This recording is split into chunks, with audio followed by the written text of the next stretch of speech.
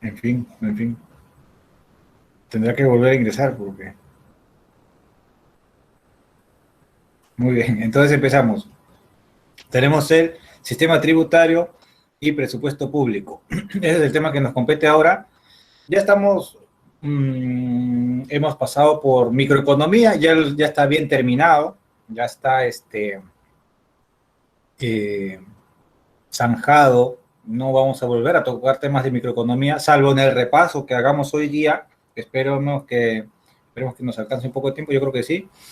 Luego hemos visto un poco ya de dinero, inflación, sistema financiero, y ahorita ya estamos entrando un poco a lo que es el Estado, ¿ya?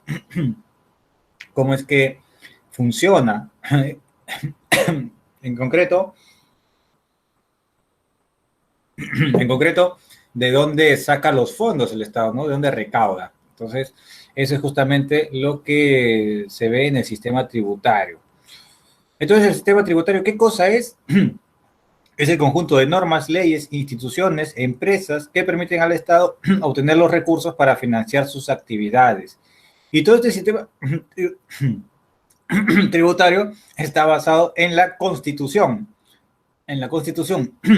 Y la Constitución establece algunos principios que, de acuerdo, que deben regir, ¿ya? Y estos principios que rigen el sistema tributario, estos son algunos de ellos, son 4, en realidad son algunos más.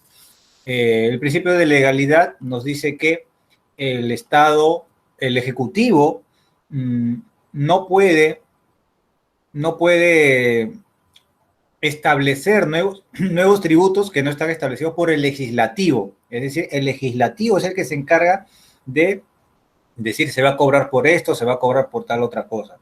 Hay otro principio que es de reserva legal, ¿no? Que nos dice que, y nuevamente, que no es el Ejecutivo el que va a decir cuánto se va a cobrar por este concepto tributario, sino nuevamente es el legislativo. El legislativo va a regular cuánto es lo que se va a cobrar por cada concepto. De esa manera, pues, se conserva esta división de poderes, ¿no? La institucionalidad, justamente, ¿no? De la que se habla bastante. No puede el Ejecutivo ser a la vez el que cobra y el que dice cuánto cobrar y el cómo cobrar. No, eso lo establece el Legislativo. El Ejecutivo se encarga simplemente de recaudar. Luego tenemos también otro principio de publicidad, ¿ok? El principio de publicidad nos dice que cualquier cosa que recaude el Estado debe estar vigente, publicado en el Diario Oficial del Peruano, ¿no? Hay otro principio de no confiscatoriedad, por ejemplo, que va de la mano con otro que se llama de capacidad contributiva, ¿no? El principio de capacidad contributiva nos dice que el Estado, el Ejecutivo, puede recaudar siempre que los contribuyentes están en la capacidad de pagar esos tributos. Si no están en la capacidad, no se debe establecer esos tributos. Es decir, no se debe imponer un impuesto a la renta, pues, que haga que las empresas quiebren, ¿no? Imposible, pues, ¿no? Es un principio constitucional. Y el principio de no confiscatoriedad tiene que ver con el hecho de que el Ejecutivo, bueno, ni el Ejecutivo, menos, ¿no? El Ejecutivo, el Legislativo tampoco no puede establecer tributos que no tengan una motivación verdadera, real, ¿ya? Por ejemplo, en el siglo XVI, más o menos por ahí, el gobierno británico, la monarquía, pues todavía estamos en la época feudal, todavía no se tenía mucho conocimiento de cómo funciona la economía, se estableció un tributo un impuesto a las ventanas, ¿no? De acuerdo a la cantidad de ventanas que tenían las casas, iban a cobrar un impuesto. ¿Por qué? Pues simplemente porque necesitaba recaudar, ¿no? ¿Y qué pasó? Pues simplemente lo que ocurrió fue que las siguientes casas que se construían no tenían ventanas, repercute en el bienestar, repercute innecesariamente en las personas, ¿no? Entonces, por eso es que el principio de no confiscatoriedad nos dice que todo tributo debe estar bien fundamentado para que funcione pues realmente la economía. También hay otro principio de equidad que va un poco, puede parecer que va en contra del principio de igualdad, ¿ya? Profe, pero si van de la mano, ¿qué es con igualdad? Lo que ocurre es que el principio de igualdad nos dice que todos somos iguales ante la ley, ¿no? Entonces todos debemos contribuir de la misma manera, ¿no? Pero por otra parte resulta que no todos somos iguales. O sea, puede considerarnos la ley a todos iguales, pero aún así sería injusto, ¿no? Entonces, por eso hay un principio de equidad que nos dice que aquellos que tienen mayor capacidad para contribuir deben pagar más. y aquellos que tienen menor capacidad o no tienen capacidad para contribuir, contribuyen menos o no contribuyen, si de ser el caso, ¿no? Entonces, eso es el principio de equidad. Y el Estado trata de encontrar un equilibrio, ¿no? Entre este principio de igualdad y el principio de equidad. Y se forman estas leyes, estos impuestos progresivos, regresivos, que ya vamos a ver un poco más cuando vayamos entrando. Aquí está el sistema tributario nacional, ¿no? Está regido, ¿por qué? Por el Código Tributario, ¿no? Todos estos principios constitucionales se materializan en el Código Tributario, así como hay un Código Civil que regula los contratos privados, así como hay un Código Penal, ¿no? Que regula la normativa de los delitos, ¿no? De cómo se va a penar determinados delitos, infracciones, etcétera.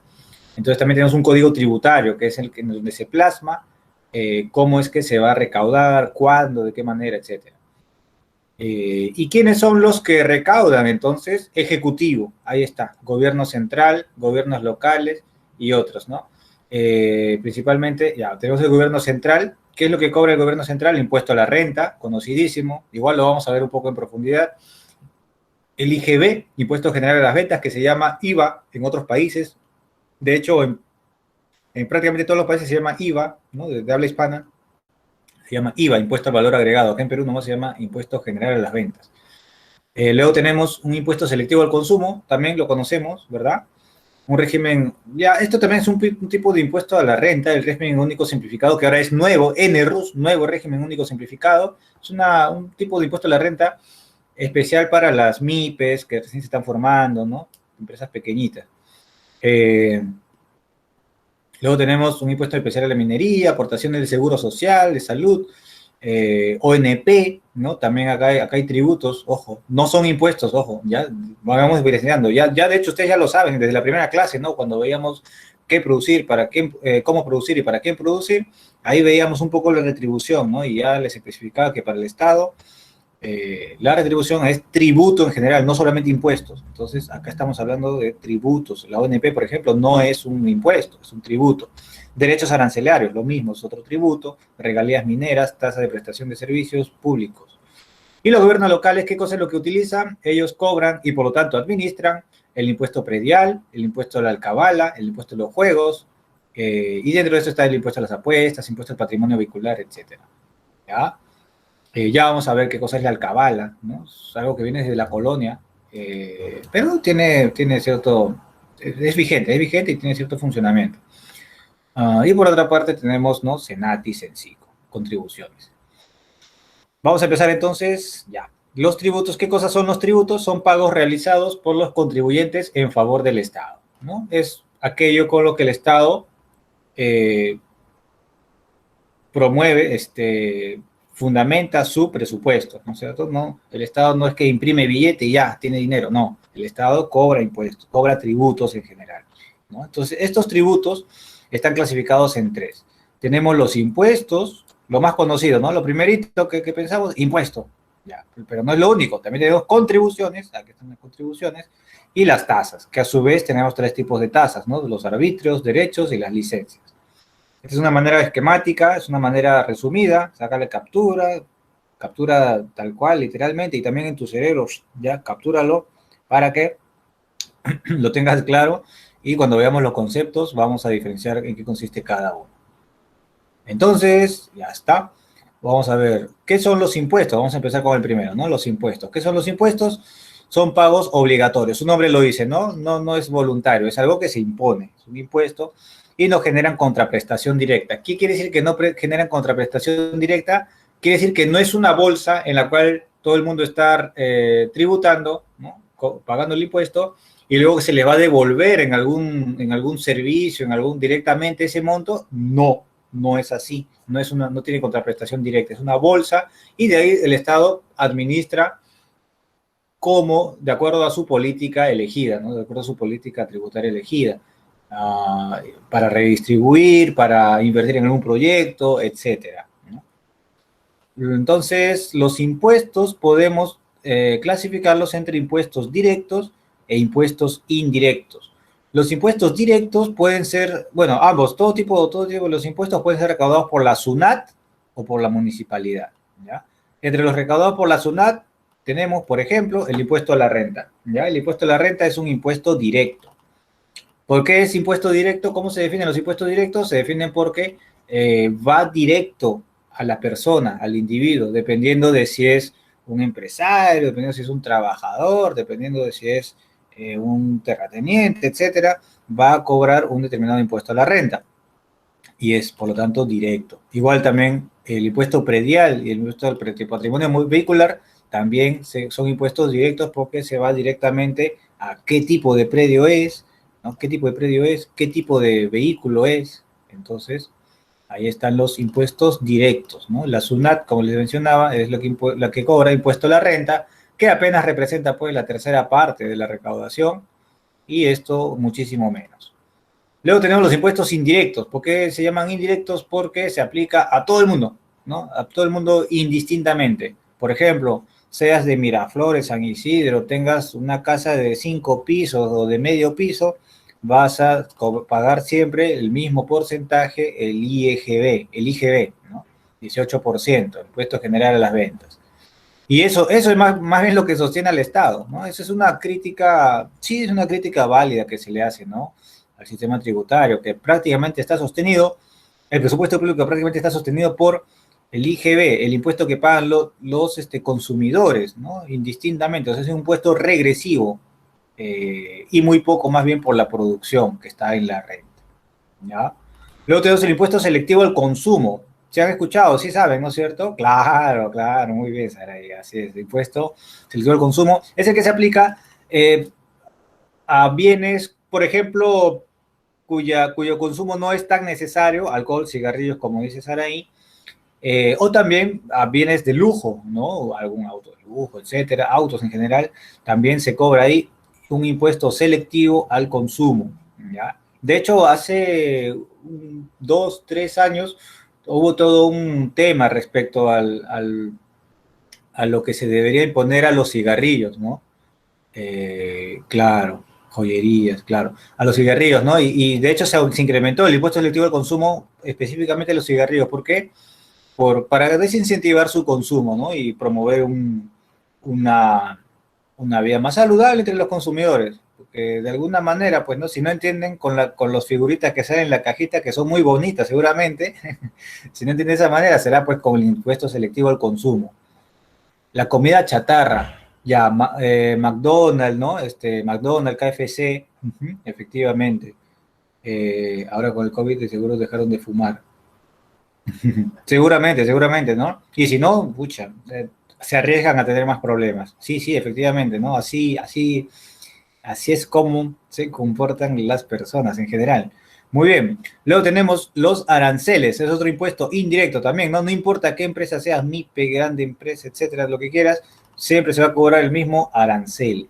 Y el ITF, ¿alguno de ustedes sabe qué cosa es el ITF? La I es de impuesto. Claro, ¿no? Claro que sí. Y la T y la F es el impuesto a las transacciones financieras. Ya, ahí está, claro. O sea, muy bien. Impuesto a las transacciones financieras. Ese impuesto es apenas del 0,05%. ¿Ya? O sea, es una centésima de 1%. Es prácticamente nada. Entonces, profe, yo nunca he pagado eso. Claro, o sea, porque no, no, tampoco. O sea, si depositamos 100 soles, nos tendrían que descontar la centésima parte de 1% de 100 soles. 1% de 100 soles es un sol y la centésima parte es un céntimo. Ya no valen las monedas de un céntimo, ya no cuentan. Entonces, simplemente no se aplica el ITF. Y de hecho, la finalidad del ITF no tuvo una finalidad de recaudar tributos, de financiar el presupuesto público, sino que su intención era detectar lavado de activos, ¿no? Ahí cuando algún político tiene algún testaferro, ¿no? Hace una transacción gigantesca, entonces sale un registro, recién ahí sale un registro del ITF, porque es como es pequeñito, pero al ser una suma gigantesca de la transacción, entonces ahí sale, ¿no? Y la SUNAT dice, uy, mira, acá habían hecho esta transacción. le avisa pues al, qué sé yo, a la Contraloría, ¿no? Al Ministerio Público, etcétera. Miren ahí, revisen por ahí, no va a haber una cosa rara. Listo, ya está, empiezan a investigar. Entonces, más que nada, esa es la finalidad, ¿no? Detección del lavado de activos. Eh, y bueno, eso es todo lo que recauda la SUNAT en cuanto a impuestos indirectos. Y respecto a los que recauda la municipalidad, los gobiernos locales, es la alcabala. ¿Qué es la alcabala, profe? Suena a árabe. Sí, es una palabra que viene del árabe eh, y que viene desde la colonia en realidad. Obviamente, ¿no? Todo lo que es árabe con los españoles y es el impuesto que se le cobra a una transferencia de propiedad de un bien inmueble, ¿no? En otras palabras, cuando se compra, se le aplica al comprador, legalmente se aplica al comprador. Entonces, el que compra un inmueble, una casa, por ejemplo, tiene que pagar la alcabala, ¿ya? Ojo que es distinto al impuesto predial. El impuesto predial se aplica al propietario de una casa. Y cuando no se ubica al propietario, al poseedor, ¿ya? Ahí sí se cobran sí o sí. Pero ojo que el impuesto predial es un impuesto periódico y no todas las casas califican para este cobro del impuesto predial, solamente dependiendo de los parámetros, dependiendo de ciertos criterios, ¿ya?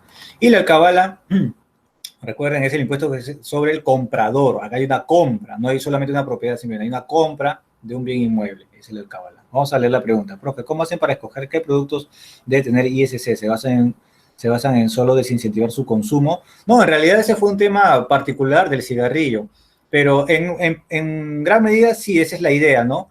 Pero no es lo único, porque en el caso de los vehículos, por ejemplo, se aplica un ISC y no es la intención de que se quiera desincentivar su consumo, su uso. Simplemente ahí sí es una finalidad de recaudación, ¿sí? ¿Quiénes lo determinan?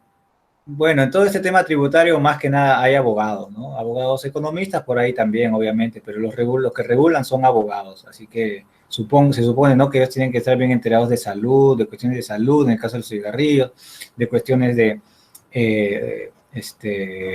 economía, para ver que no afecten demasiado al consumo, si es que no es la intención, o para ver que sí, si es que es la intención, ¿no? Claro. Ujú. Muy bien. Muy bien. Vamos a ahondar un poco en el impuesto a la renta. Sí, ajá. Vamos a ahondar un poco en el impuesto a la renta.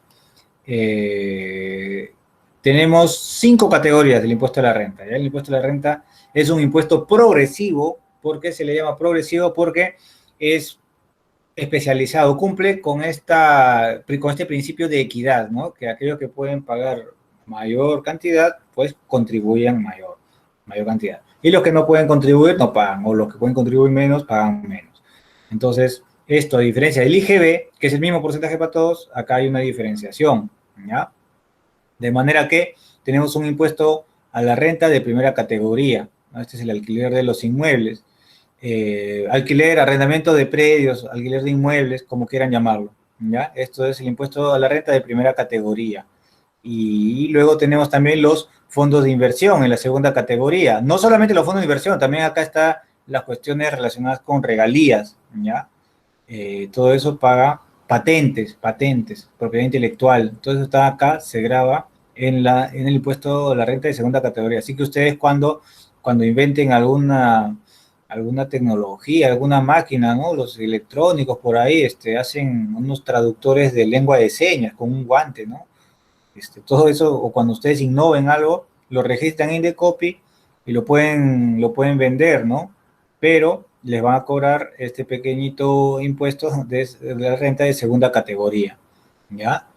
Luego tenemos también el impuesto a la renta de tercera categoría, ¿no? Que se da a las actividades empresariales. Todos los empresarios en general que no tengan que ver con el mercado financiero están acá. Ellos pagan impuesto a la renta de tercera categoría, ¿no? Ellos están un poco exonerados, o sea, a ellos no se les considera de primera categoría, ¿no? ¿Por qué? Porque dentro del capitalismo, pues, este capital real, ¿no? El de la maquinaria, el de la producción, el de los servicios, es el motor de toda la economía, pues, ¿no? Entonces, ponerlos a estos como los que, por más que ganen mucho, ponerlos un porcentaje demasiado alto, puede frenar la economía, ¿no? En cambio, esto del alquiler de inmuebles no tiene mayor impacto sobre la economía, es un rezago poco feudal, digamos, ¿sí? Es una propiedad de inmueble, no hay una producción, no cumple una función en el capitalismo muy preponderante, ¿no? Entonces, por eso es que acá está antes, pues, ¿no? De la impuesto a la tercera categoría de las empresas. Y luego tenemos los impuestos a la renta de cuarta y de quinta categoría, que está dado por los trabajadores en general, ¿no? ¿Cómo distinguimos cuando uno tiene que pagar impuesto a la renta de cuarta o cuándo tiene que pagar impuesto a la renta de quinta categoría? Cuando es trabajador independiente, tiene que pagar de cuarta categoría. Cuando es trabajador dependiente, de quinta categoría. Y en el problema, acá atentos, ¿eh? En el problema no les van a decir, si fulanito es trabajador independiente o no. Ya puede que sí, se salvaron, pero puede que no. Les van a dar ciertas pistas. ¿Ustedes saben cómo se distingue, en qué se distingue un trabajador independiente de un trabajador dependiente? ¿Cómo pueden identificarlo? Ya, el jefe.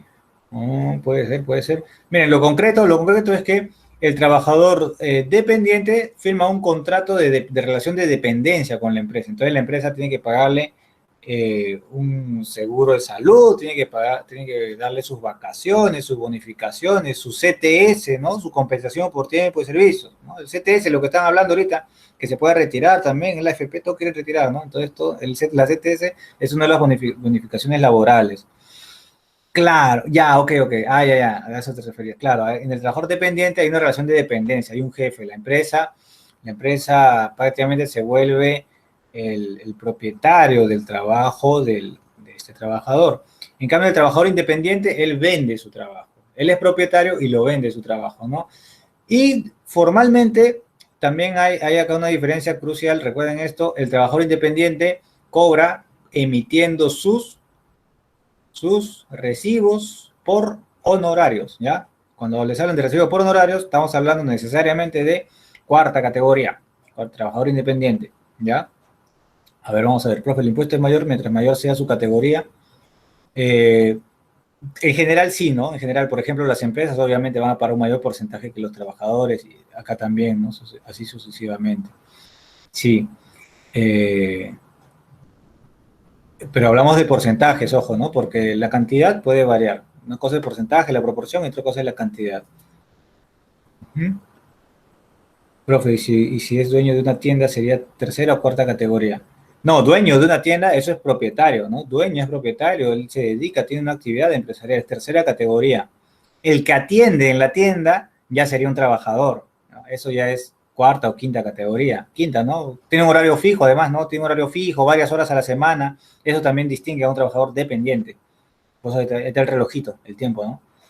Eh, uh-huh.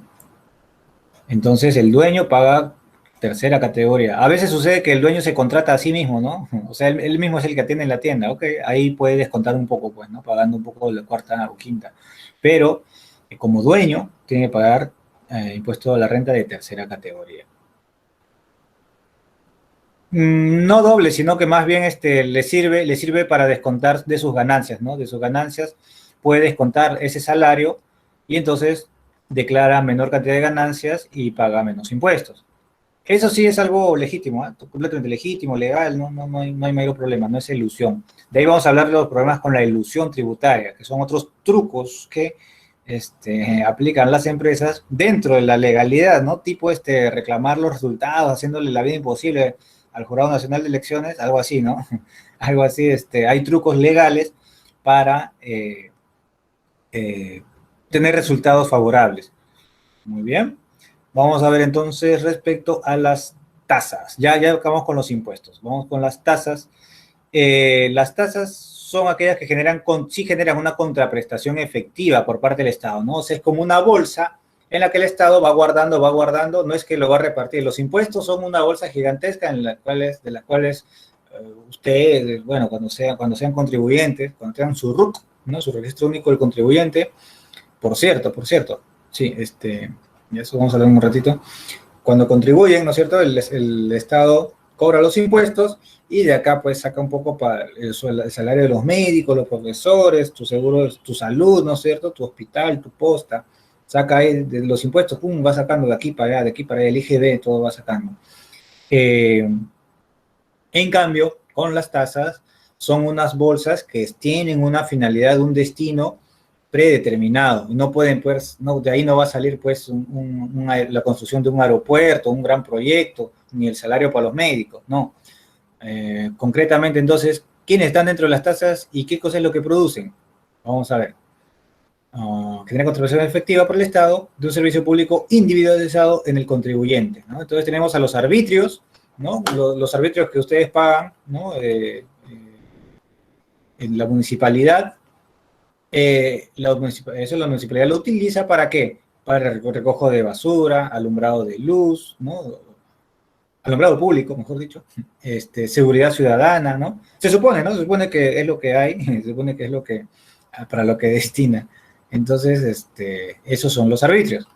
Te das cuenta que es una bolsa y tiene una finalidad ya predeterminada. No puede escaparse de ahí, no debería escaparse de ahí hacia hacia otras actividades y menos hacia la corrupción, ¿no? Luego tenemos los derechos. ¿Los derechos qué cosas son? Su nombre lo dice, son derechos. El peaje, por ejemplo, es un derecho, ¿no? Es un derecho a transitar por una determinada vía que tiene un precio, un peaje. ¿Y ese peaje para qué sirve? ¿Por qué se cobra, profe? ¿Por qué se cobra si la carretera está ahí tranquila y nada? O sea, es simplemente como el impuesto a la ventana, profe. No es así, no es así. El impuesto, el peaje, perdón, no es impuesto. El peaje es necesario porque, así es, muy bien, porque mantener una carretera es realmente costosísimo, no se imagina, es realmente muy costoso. Y claro, no es lo mismo, pues, claro, que una callecita, ¿no, profe? Y acá en mi casa, entonces, a ver que pongan peaje, pues. No es así, pues, una carretera es mucho más costosa, está expuesta a la lluvia, el agua es el peor enemigo de las carreteras, los que van a ingeniería civil lo entenderán mejor. Se tiene que hacer un montón de costeo para su mantenimiento, es una longitud gigantesca, pues imagina la Panamericana va desde Tumbes hasta Tacna, ¿quién va a construir esa carretera? ¿Quién va a repararla? ¿No? Entonces, si no hay peaje, simplemente no hay forma. Ahora, otra cosa también es que los peajes sean muy altos y eso es bastante factible, ¿no? Eso porque ya es una cuestión de cómo la municipalidad hace los contratos, cuántos peajes va a poner, ¿no? Cuánto la empresa va a tener un beneficio, porque obviamente lo va a tener si es que quiere operar, si no, no habría peaje simplemente. Y por ahí también puede influir ciertos actos de corrupción en el precio, ¿no? Entonces ahí sí, eso sí es razonable. Hace un par de años 2016, 2017, hubo un problema, ¿no? Allá en el Puente Piedra, gigantesco el problema, porque se establecieron 2 peajes en un solo distrito, claro, pues, ¿no? Es algo que escapa a cualquier justificación. Muy bien, entonces ahí está, ahí tienen tipos de derechos. Luego tienen otro derecho, a ver, por ejemplo, cuando van a pagar por una denuncia policial, para sacar sus antecedentes policiales, sus antecedentes penales. Profe, ¿para qué voy a sacar mis antecedentes penales si nunca he ido a la cárcel? Cuando postulan a un trabajo, les pueden pedir, sobre todo cuando es del Estado, ¿no? Es muy probable que les pidan antecedentes judiciales, penales, policiales. ¿Qué más? Su pasaporte, ¿no? Cuando vayan a su beca ahí al extranjero, cuando vayan ahí a representar en sus concursos de ciencia de la computación, ¿no? Sus hackatones, ¿no? Ahí tienen que sacar su pasaporte y ese es un derecho lo que pagan. Luego tenemos finalmente las licencias. Las licencias son justamente permisos, su nombre lo dice, son permisos que permiten a las personas naturales, jurídicas, a realizar determinadas actividades. Una empresa, por ejemplo, tiene que sacar una licencia de funcionamiento. Si no, la clausuran, pues, obviamente, ¿no? No tiene permiso la municipalidad, bueno, te cerramos. Licencia de conducir también, ¿no es cierto? Si no tienes tu licencia de conducir, auto, obviamente, o más, ¿no? Para bicicleta no hay todavía, ¿no? Entonces no deberías poder conducir. De hecho, te detienen, ¿no? Si que tienes manejando tu auto sin licencia, te detienen. Luego, muy bien. Entonces, eso es lo que tienes respecto a las tasas en general. Y finalmente tenemos a las contribuciones. ¿Ya? ¿Qué son las contribuciones? Son aquellos que tienen como hecho generador beneficios derivados de la realización de obras públicas o actividades estatales. ¿Ya? Por ejemplo, la ONP, ¿no? La ONP es bastante representativo de las contribuciones. ¿Qué es la ONP? La Oficina de Normalización Previsional, ¿no? Es justamente la alternativa a las AFPs, que actualmente se viene hablando muchísimo de este tema y que las dos son pésimas alternativas, ¿no? Entonces, ¿cómo funciona esto? Ya lo expliqué la vez pasada un poco, es parecido a las AFP, solamente que es una bolsa de todos, una bolsa común, ¿no? En la ONP, los jóvenes, o no tan jóvenes, ¿no? Los que todavía están trabajando, van o vamos aportando a la ONP y eso sirve para financiar ¿a quién? No a su propio futuro, no a mi propio futuro, sino al presente de los actuales pensionistas, de los que ahorita están jubilados, ¿no? Entonces, cuando yo o alguien más que está en la ONP se jubila, ¿qué es lo que ocurre? Lo que les van a financiar eso van a ser los jóvenes de ese entonces, de repente ustedes, ¿no? Ustedes me van a financiar de repente una parte de mi ONP. Entonces, por ahí viene un poco el problema, por ahí viene un poco la discusión, ¿no? Que la ONP, que el Estado, destruir las AFP, ¿no? Que suprimirlas, eh, daría lugar a que la ONP sea la única forma de pagar las pensiones, pero ¿qué tan eficiente es? ¿Es real? Se puede sostener en el tiempo y la verdad es que no, la verdad es que no se va a sostener en el tiempo. Y, y por eso que también hay muchos problemas, por eso es que también el año pasado decían esto, ¿no? No se puede devolver dinero que no hay, que no existe, porque justamente no es como la AFP, de manera que cada uno va acumulando su propia bolsa de fondos, su propio fondo que lo va a ir retirando en su jubilación, ¿no? Eh, entonces por eso es que hay serios problemas, ¿no? Eh, entonces, profe, caballero, la AFP nomás tiene que existir, pues la ONP que no exista. Bueno, tampoco es que la AFP sea una gran alternativa, ¿no? Por eso es que ahorita se habla bastante de las alianzas público-privadas y eso puede tener mucho mejores resultados. Eh, en fin, es cuestión de políticas. Luego tenemos entre las otras contribuciones a salud, por ejemplo, contribuciones, ¿no? Así como en tu contrato te descuentan en torno al 14-15% para la ONP, 13-14-15%, para salud también, ¿no? Un 9%, ¿no? Para tu seguro, un 9%, si es del Estado, te van a descontar. Y también Senati, Sensico, son otras contribuciones. Vamos a ver ahora la evasión tributaria, ¿no? La evasión tributaria, que es distinto a la elusión tributaria. No es ilusión, es elusión tributaria. La evasión tributaria es un delito. Comencemos así. Comencemos así. La evasión tributaria es un delito. Y en cambio la elusión tributaria no lo es. Ahorita leo la pregunta.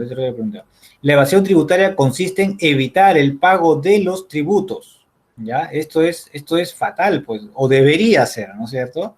En Estados Unidos, por ejemplo, esto no se va a ver, pues, muy poco. Es prácticamente, hay una sanción legal, penal y también moral para el que evade tributos. Acá es prácticamente un honor, ¿no? Logró evadir, ¿no? Por eso es que está surgiendo, pues, ¿no? Porque está evadiendo tributos. Sucede, eso es algo bastante frecuente en las empresas.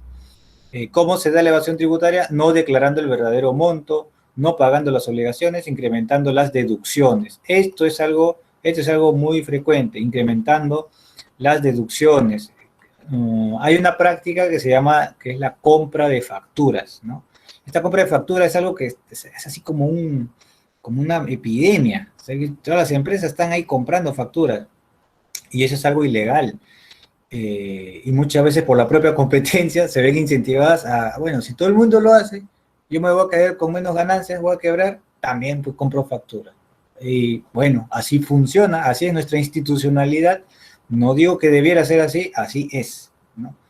Y bueno, ¿cómo funciona esta compra de facturas? La compra de facturas consiste en que la empresa simula que está teniendo determinados costos, porque una empresa cuando compra ciertas materias primas, tiene ciertos costos, excepto mano de obra, ¿no? Para eso ya hay contrato, recibo por honorario, Cuando compra materias primas, emite facturas, ¿no? Esta factura, entonces, la declara ante la SUNAT y a sus beneficios, a las facturas, boletas que emite la propia empresa, que suman un total de los ingresos, le va a quitar este costo de las facturas, ¿no? Entonces, si tiene más de estas facturas o por mayores montos, entonces va a poder declarar una ganancia bastante menor. Y si tiene una ganancia bastante menor declarada, su impuesto a la renta va a ser bastante menor. Entonces, ¿qué es lo que hace justamente? Claro, no es pagar este monto de las facturas, sino comprarlas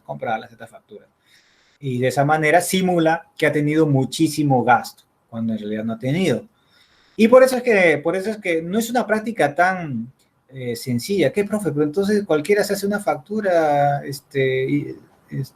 ilegal y hace esa práctica.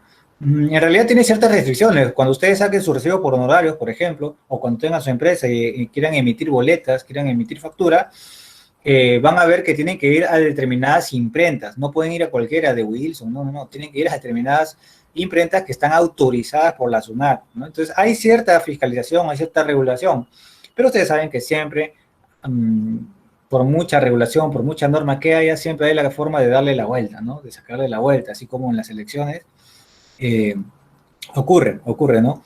Y entonces es de esa forma compran esas facturas, así es. Ajá. Muy bien. Luego tenemos aparte la elusión tributaria. ¿Qué es la elusión tributaria? Es simplemente, nuevamente, es evitar tributos, pero en esta vez es de una forma legal. No es escapándose a las normas, ¿ya? Es una herramienta legal utilizada por el contribuyente para reducir a través de contratos u otras operaciones sus obligaciones tributarias. ¿Y cómo así, profe? Un ejemplo típico, bastante típico, es hay empresas de determinados servicios, por ejemplo, ¿no? Entre otros muchos, que tienen varios locales por todo Lima. De repente ustedes han visto por ahí, ¿no? Pero no todas están registradas con el mismo RUC. Y acá vamos, justamente ya, vamos a completar esto del RUC que les iba a decir, ¿no? El RUC es el registro único del contribuyente. Ustedes si en algún momento son trabajadores independientes, van a tener, o cuando tengan su propia empresa, van a tener un determinado RUC. Como trabajadores independientes tendrán su RUC que empieza con el 10, ¿no? Como persona natural. Y si tienen una empresa, una persona jurídica, tendrán un RUC que empieza con 20. Sea como sea el caso, estas empresas que eluden tributos lo que hacen es tener varios locales y cada local va a tener un RUC distinto, de manera que van a ser como personas jurídicas distintas, empresas distintas, pero casualmente tienen el mismo o los mismos propietarios. Y entonces, ¿cuál es la ventaja? La ventaja es que van a estar registradas como MIPES, micros o pequeñas empresas, y no como una mediana o una gran empresa. Y entonces van a acceder a ciertas exoneraciones, ciertos beneficios, porque las MIPES, por ejemplo, no tienen que pagar las mismas bonificaciones que una gran empresa, ¿no? No tienen que dar siempre vacaciones de la misma manera, en la misma cantidad, no tienen que dar el mismo CTS, seguro, gratificación, etcétera. Entonces, aparte de eso, van a poder acceder a ciertas exoneraciones tributarias, como micro o pequeñas empresas que están registradas, ¿no? Sin embargo, pues resulta ser en realidad una gran empresa. Y eso entonces es la elusión tributaria, ¿no? Y los mecanismos para combatirlo son un poco más complejos, ya es en base a incentivos, ya es en base a la capacidad pues, que tenga la SUNAT para reducirla, que sí se puede, ¿no? En cambio, la evasión tributaria, directo, pues es sanción penal, etcétera, ¿no? La elusión tributaria es un poco más delicada. A ver, vamos a ver, ¿las contribuciones son a favor de la población o el Estado? Ya, respecto a las contribuciones que decíamos, o sea, las contribuciones los individuos lo pagan al Estado, pero el Estado lo devuelve de alguna forma. Al menos en teoría es lo que se supone, ¿no? Siempre lo devuelve de alguna forma. Muy bien, vamos a ver acá algunas estadísticas respecto a la evasión y elusión tributaria. Tenemos entonces recaudación neta de 2017 a 2020. Miren cómo se ha incrementado el porcentaje, se ha incrementado el porcentaje desde el 2018, mira, ¿no? No solamente el monto sí se ha estado incrementando, pero también la presión tributaria, esto es la presión tributaria, es el porcentaje del PBI que se ha estado cobrando, que se ha estado recaudando el Estado. Y está bien, quiere decir que el Estado ha tenido cierto fortalecimiento, ¿no? Pero resulta que tenemos esta cifra de ilusión tributaria, mira, 15.000 millones, casi 16.000 millones de soles en ilusión tributaria, 14.000 prácticamente miles de millones de soles, 14.000 millones de soles en evasión tributaria. Y miren, 22, casi 23 millones de soles en evasión de IGB. Ahí está la cuestión de la boleta, pues, ¿no? Así nomás, ¿no? Así nomás. No, pues, o sea, por eso que la SUNAT también establece este sorteo una vez al año para que las personas exijan su boleta, ¿no? Si no hay sorteo, pues, menos van a exigir, ¿no? Ah, sí, nomás, pues, compro, ya está. Me baja el precio de repente, ¿no? Porque, total, le estoy permitiendo que no pague impuestos, me baja el precio. Pero no, no es así, pues, ¿no? O sea, se supone que tiene que emitir su boleta la empresa y para eso, pues, la SUNAT lo convierte al ciudadano como un fiscalizador más, ¿no? Mediante el incentivo del sorteo de boletas de pago, de boletas de compra. ¿Ya? Muy bien. A ver. Vamos avanzando con las estadísticas. Tenemos acá algunas más. Sí, 50% de evasión y elusión tributaria es por operaciones de grandes empresas. Efectivamente, ¿no? Las PICO, los principales contribuyentes son las que tienen más capacidad para evadir, ¿no? Obviamente, evadir y eludir. Es verdad que esto de la compra de facturas se da más entre micro y pequeñas empresas, sí, es verdad, es verdad. Eh, pero si hablamos de montos, las pocas grandes empresas que hay son las que se llevan el primer lugar, ¿no? Miren, por ejemplo, acá tenemos devolución de impuestos de la SUNAT. Miren, en 2015, 279 millones de soles. En 2006, casi 4.000 millones de soles. En 2017, 6.000 millones de soles. Falta de cobro de impuestos por parte de Telefónica, 4.000 millones. LAN Chile, 1.400 millones. Plus Petrol, 3.000 millones de soles. 1.700 millones de soles, para que vean, ¿no? Cuánta plata. Eso es lo que está también en juego en el Tribunal Constitucional, ¿no? Y por momentos como que el tribunal le da la contra a la empresa, luego se corrige y dice, no, fue de broma nomás, ¿no? En fin, bueno, ya son decisiones que se politizan, pues, ¿no? Se politizan lamentablemente esas decisiones. Listo, vamos a definir entonces qué cosa es la presión tributaria. La presión tributaria es un indicador cuantitativo que relaciona los ingresos tributarios de una economía y el Producto Bruto Interno, el PBI, es decir, es el porcentaje del PBI que recauda el gobierno. ¿Ya? Entonces, no, eso no hay que confundirlo, eso es lo que acabamos de ver por acá.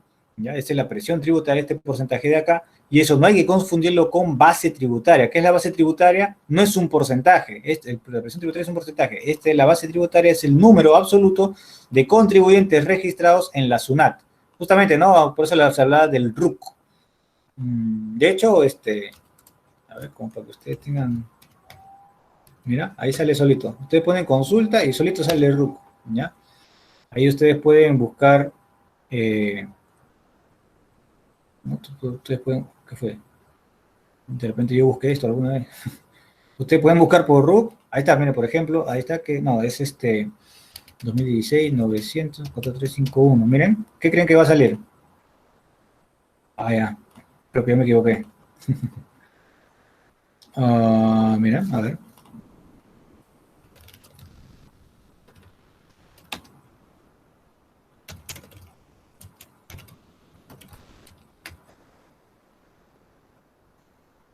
No sale, no sale. Me he olvidado, a ver, otro, a ver, ¿no? 2016, 900.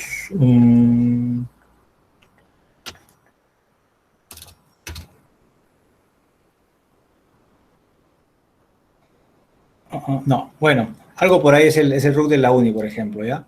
Ustedes pueden buscar también personas naturales, por ejemplo, los que se apelliden, a ver, vamos a ver cuántos Pérez hay.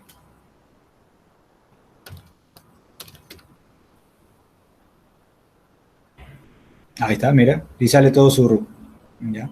Eso es, así también cuando ustedes tengan su empresa o cuando tengan su propio RUC, como persona natural, como le decía, número 10, empieza con el 10, ahí está, ¿ya? Toda esa información es pública. Y luego tienen también acá algunas estadísticas respecto a los ingresos tributarios, crecen en cierto porcentaje.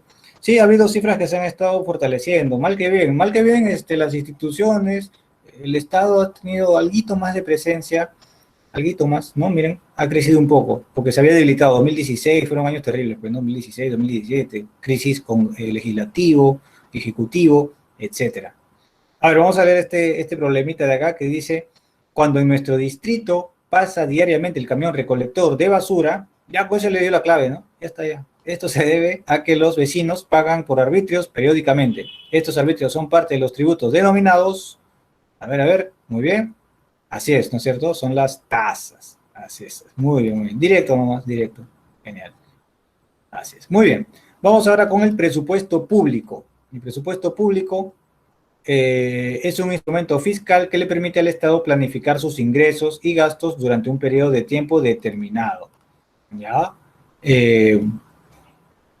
Uh-huh, ya. Para el presupuesto público hay un ciclo presupuestario.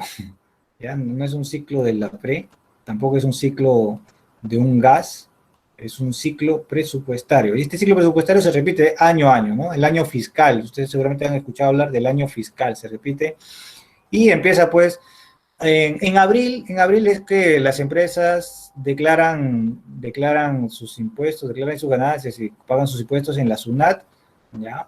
Y entonces ya en esa época, por esos meses ya se va programando, ¿no? Ya las instituciones del Estado van viendo qué cosa falta, qué cosa hay que comprar, ¿no? Ahí su querida facultad de ciencias, de repente, está viendo hay que implementar más herramientas en el laboratorio, más sustancias, más otro laboratorio adicional, ¿no? Laboratorio de física de partículas, otro ahí, un telescopio ahí para ver la astronomía, qué sé yo, ¿no?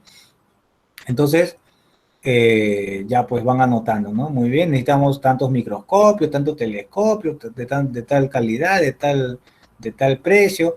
La parte administrativa también, ¿no? La dirección de escuela, necesitamos lapiceros, impresor, ¿o de dónde creen que sale el lapicero? ¿Los trabajadores van a poner su lapicero, su impresora, va a llevarla ahí a la oficina? No, eso estaría mal, pues, ¿no?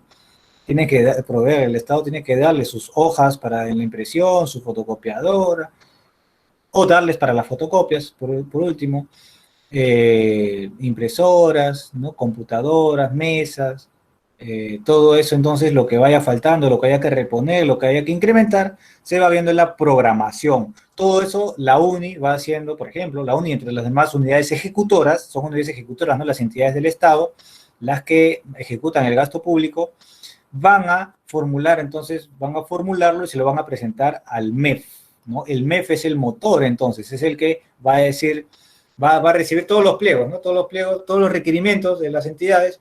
Muy bien, a ver, ¿qué cosa quieren, no? Se dice, ¿a qué está Papá Noel? ¿No? A ver, ¿qué cosas quieren para este año? ¿No? Entonces recibe todos los requerimientos y de todo eso que piden, obviamente no va a ser tan Papá Noel, porque no se puede, el presupuesto público es limitado, ¿no? Entonces, el MES va a decir, muy bien, una parte va para aquí, otra parte va para allá, y entonces se va haciendo toda una formulación ya. El MEF dice, muy bien, te voy a dar tal parte, tal para tus impresoras, etcétera. Las entidades van diciendo, ah, ya, muy bien, esto sí corresponde, me va a permitir alcanzar este objetivo, esta visión, misión, etcétera. Mi plan estratégico, institucional. Y entonces, una vez que el MEF ya lo tiene claro, qué cosa es lo que cómo va a distribuir el presupuesto, lo envía al Congreso de la República, ¿no? Lo puede enviar en agosto y tienen hasta noviembre para aprobarlo. El Congreso tiene hasta noviembre para aprobarlo, este presupuesto público, ¿no? El Congreso dice, muy bien, aquí está el aumento para nosotros los congresistas, aprobado, pues, ¿no es cierto? Claro, entonces ahí en noviembre ya se aprueba el presupuesto público, pero fíjense que todo este planeamiento ha sido con un año de antelación, ¿no? Todo esto recién se está aprobando porque recién se va a ejecutar en enero del siguiente año, el comienzo del año fiscal. Entonces, por eso que la ejecución, todo esto que se vio desde abril del año anterior, recién se está ejecutando en enero del siguiente año, ¿no? Entonces, se atienden las obligaciones del gasto de acuerdo al presupuesto institucional aprobado para cada entidad pública, ¿no? Esa es la ejecución ya. Muy bien, hemos terminado presupuesto para un proyecto, para un megaproyecto. Ya vamos ahí desembolsando para que la empresa vaya construyendo. O si es el Estado propiamente, pocas veces es también, ¿no? Se le va dando el presupuesto. O a la dirección de escuela, ya, tú ibas a comprar tu telescopio en mayo del siguiente año, ya, muy bien, ahí está tu presupuesto, toma, ahí está tu monto. La segunda parte, querías contratar docentes, ya, toma, este es tu presupuesto, ¿no? Se va ejecutando el gasto gradualmente, de acuerdo a lo planeado. De hecho, acá hay un montón, ¿no? de cosas respecto a la ley de contrataciones, hay ciertos parámetros, hay, está bastante bien regulado en realidad esa parte de la contratación del Estado, la parte de la ejecución, si es un bien público, si es un servicio, si es de qué monto va a ser, por lo tanto, qué tipo de convocatoria, qué tipo de proceso de selección va a realizar la entidad, ¿no? Todo eso está recontra regulado en la ley de contrataciones. Y una vez que acaba el año fiscal, durante el cual ha sido fiscalizado, ha sido vigilado por la Contraloría General de la República, tome nota, en la ejecución, el que está vigilando que todo sea de acuerdo a ley, además de los propios ciudadanos, usuarios, ¿no? Y se supone la honestidad de las propias autoridades, también la Contraloría General de la República está ahí buscando, pues, dónde hay un despilfarro, dónde hay indicios de corrupción, dónde se están llevando su tajada, ¿no? Ahí está Alarcón, ahí estaba Alarcón, pues, ¿no? Viendo por aquí, por allá, por dónde busco, por dónde encuentro ahí la forma de ver, pues, alguna falla, ¿no? En el ejecutivo, qué sé yo, hasta que también le cayó como boomerang a él también. Luego tenemos, cuando acaba el año fiscal, la ejecución del presupuesto continúa con la evaluación, y esto ya no está a cargo de la Contraloría, sino está a cargo de la Contaduría, ¿ya? De la República, es distinto, Contaduría, ahí se verifica, pues, que realmente se haya cumplido con los objetivos, que realmente se haya llevado, que cuadren todas las cuentas, ¿no? Que se haya llevado a cabo de acuerdo al plan de gasto, ¿ya?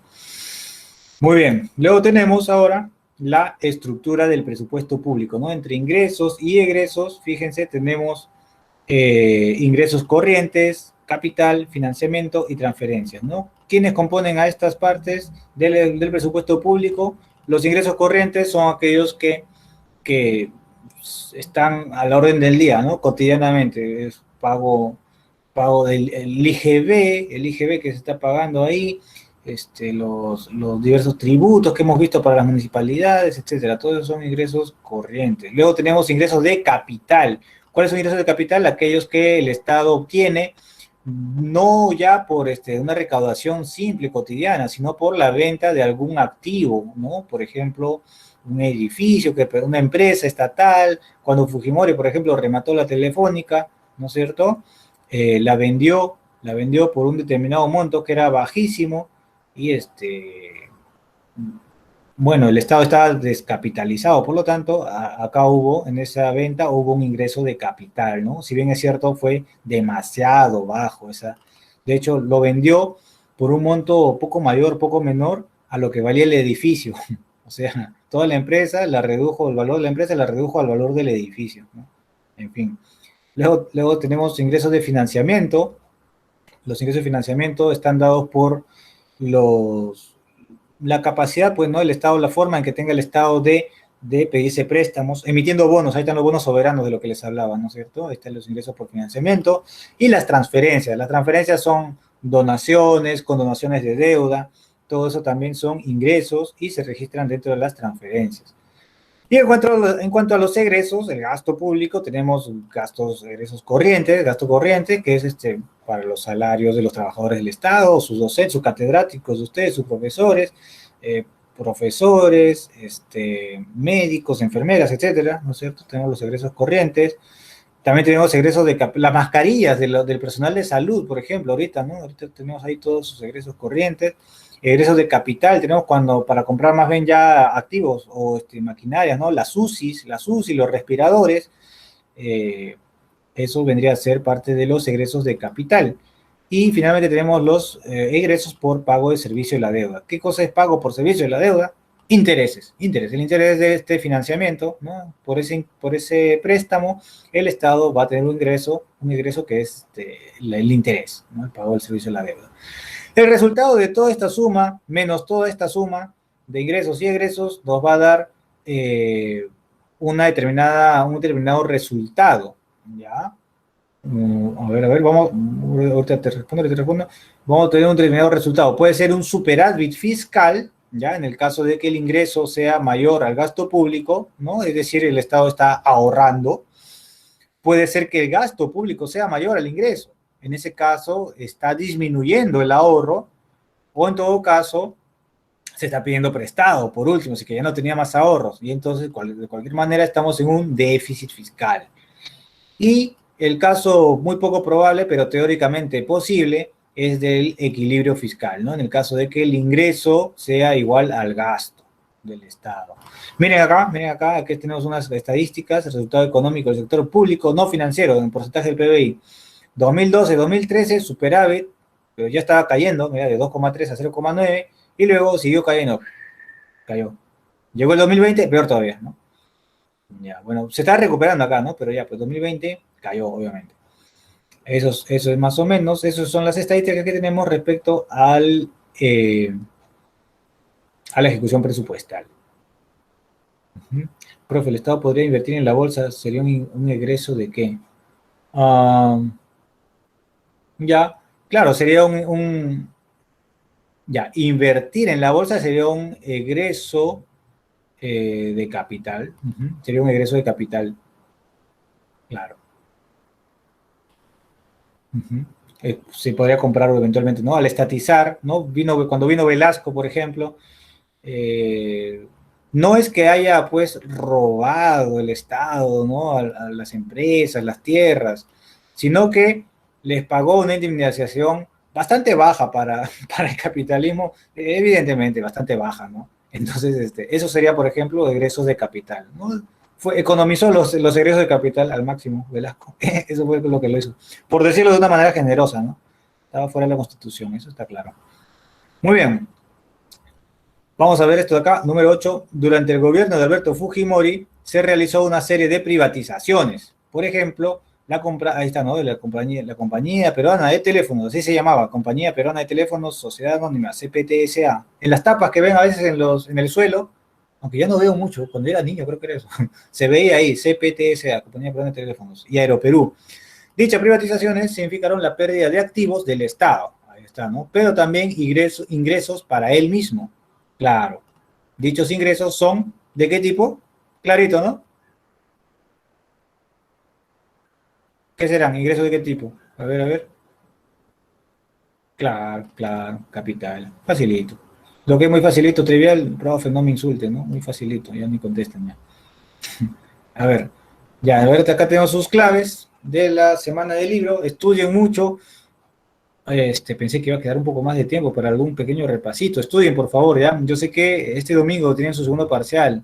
Pónganse las pilas. Este aula fue de la que salió más o menos bien, ¿ah? Salió más o menos bien. Así que, pero no se confíen, no se confíen. Recuerden varias cosas, pues, ¿no? O sea, a ver, miren, hemos pasado por tema 1, la parte introductoria, doctrinas económicas, keynesianos, monetaristas, neoclásicos, ¿no? Los neoclásicos son los que rompieron con la teoría objetiva del valor, acuérdense esos detallitos. Los clásicos y los socialistas trabajan con una teoría objetiva del valor basada en el valor trabajo. Los mercantilistas proponían elevar los aranceles, ¿no? Para disminuir las importaciones.